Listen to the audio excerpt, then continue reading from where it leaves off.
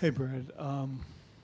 We're learning more and more about Jason Tatum, but what are you learning about him in terms of the fourth quarter and his willingness to make game-closing plays? Well, he certainly has always been a guy that's been capable of scoring. That was something that you knew coming in. That was everybody you talked to and watching him. It was pretty clear that he was always going to be able to score the ball. Doing so at that moment, you never know exactly how guys will react to that. But he has a great balance of he's got a good fearlessness. He's got a great demeanor, and he's obviously extremely skilled. So he was able to get to the rim on a couple of different occasions and make big plays late.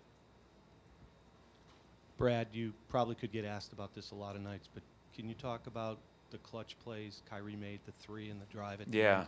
Yeah, and we put ourselves in a bad spot after that fourth quarter run. I thought we were doing a great job at the end of the third, start of the fourth, pushing that lead out, but that's how quickly it goes. Kyrie had to make some big plays. Jason had to make some big plays. Marcus had to make his free throws. I mean, we had a lot of things that we had to do to close that out. But Kyrie's, ability to make those shots with very little space is pretty impressive.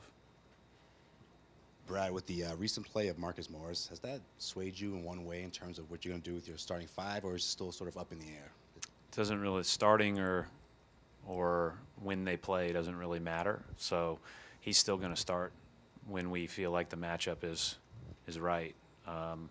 And the good news is that you're not as quick to pull him because of the minutes restriction as it's been lifted or increased.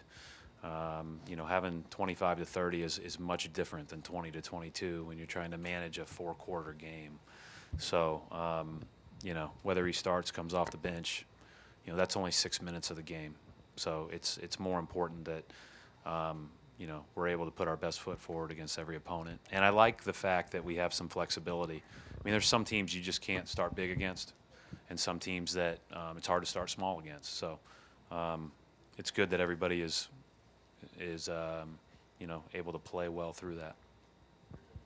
Coach, you kind of alluded to it a moment ago, but early in the fourth quarter, you did call timeout. Were they tired? Did you see something happening? Because Phoenix made a run after that.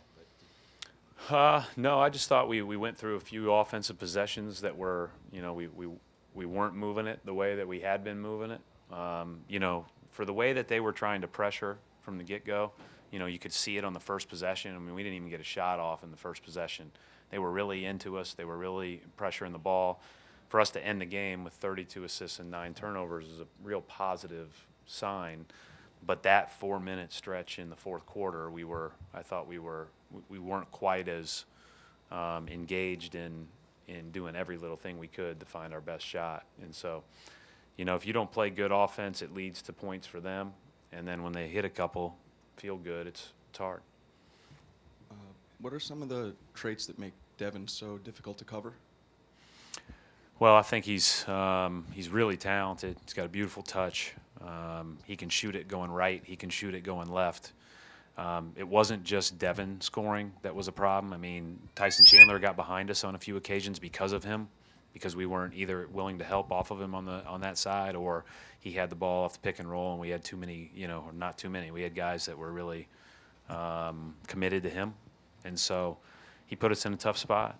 He's a good player, and the other thing is, I think, he's got great opportunity as a young guy to be their go-to guy every single night, and he takes advantage of it. He's a heck of a player. Brad, in the last couple of minutes there, you guys ran a few plays where Horford pulled Chandler out of the paint so that other guys could drive in. Just how confident are you and everybody on the floor being able to make those adjustments at the end of the game and really execute? Well, that's why we play out the 5 a lot at the end. I mean, because his ability to stretch the floor, obviously people are hesitant to switch the pick and rolls with Kyrie because of Kyrie's individual ability. And, that opened up lanes for Jason to drive it as well. And Al's one of our best passers.